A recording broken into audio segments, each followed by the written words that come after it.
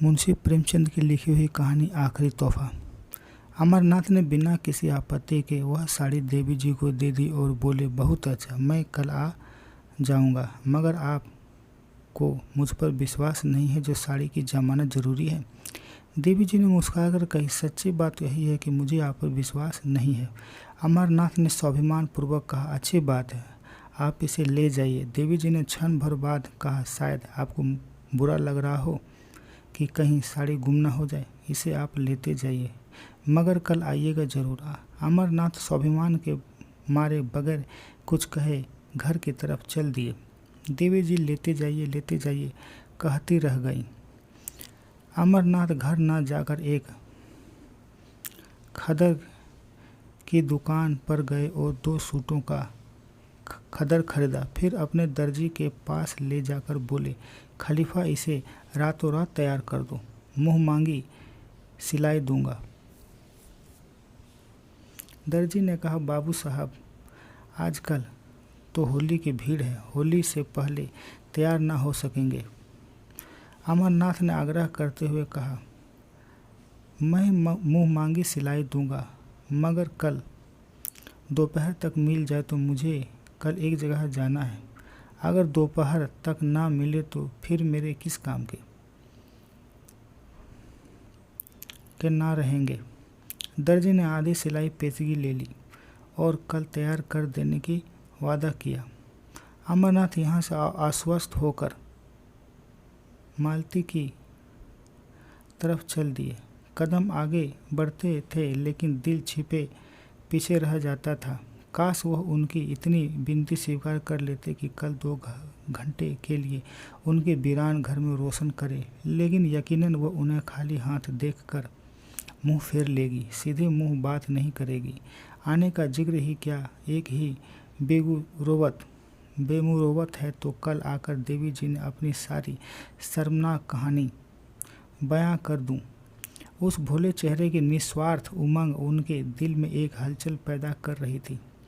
उन आंखों में कितनी गंभीरता थी, कितनी सच्ची सहानुभूति, कितनी पवित्रता। उसके सीधे साधे शब्दों में, कर्म में ऐसी प्रेरणा थी कि अमरनाथ का आगे अपने इंद्रिय परायण जीवन पर शर्म आ रही थी। अब तक कांच के टुकड़े को हीरा समझकर सीने से लगाए हुए थे, आज उन्हें मालूम हुआ कि किसे कहते हैं। उसने सामने वह टुकड़ा को तुच्छ मालूम हो रहा था। मालती की वह जादू भरी चितवन, उसकी वो मीठी अदाएं, उसकी शोखियाँ और नखरे सब जैसे मुल्लम्मा उड़ जाने के बाद अपनी असली सूरत पर नजर आ रहे थे और अमरनाथ के दिल में नफरत पैदा कर रहे थे।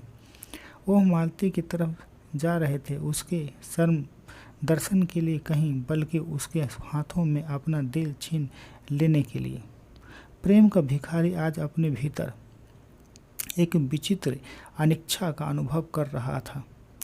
उसे आश्चर्य हो रहा था कि अब तक वह क्यों इतना बेखबर था कि वह तिलिस्म जो मालती ने वर्षों के नजर नाज नखरे हाव भाव के बांधा था, आज किसी छू मंत्र से तार तार हो गया। मालती ने उन्हें खाली हाथ देखकर त्योरियां बढ़ाते हुए कहा, साड़ी लाए नहीं?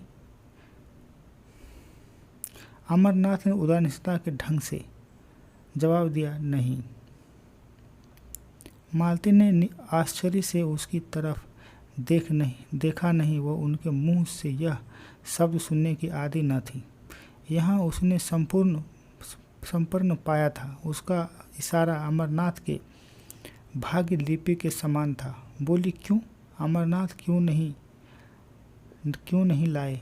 मालती बाजार में मिली न होगी, तुम्हें क्यों मिलने लगी? और मेरे लिए? अमरनाथ, नहीं साहब, मिली मगर लाया नहीं। मालती, आखिर क्यों? वजह? रुपए मुझसे ले जाते। अमरनाथ, तुम खामोखा जलाती हो, तुम्हारे दिन जान देने को नहीं हाजिर रहा। मालती, तो शायद तुम्हें रुपए जान भी ज़्यादा प्यारे हो। अमरनाथ, तुम मुझसे बैठने दोगी या नहीं अमरनाथ, मेरी सूरत पे नफरत हो तो चला जाऊं।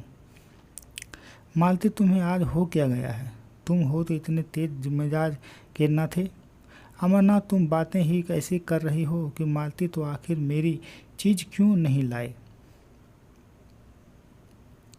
अमरनाथ ने उसकी तरफ बड़े वीर भाव के साथ देखकर कहा, दुकान पर गया, जिल्लत उठाई और साड़ी लेकर चला तो एक औरत ने छीन ली। मैंने कहा मेरी बीवी की फरमाइश है तो बोली, मैं उन्हीं को दूंगी, कल तुम्हारे घर आ जाऊंगी। मालती ने शरारत भरी नज़रों से देखते हुए कहा, तो यह कहिए आप दिल हथेली पर ले फिर रहे थे?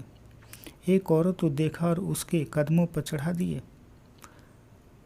अमरनाथ, वह उन औरतों में नहीं है जो दिल्लियों की घाट पर में रहती हैं। मालती तो कोई देवी ही होगी।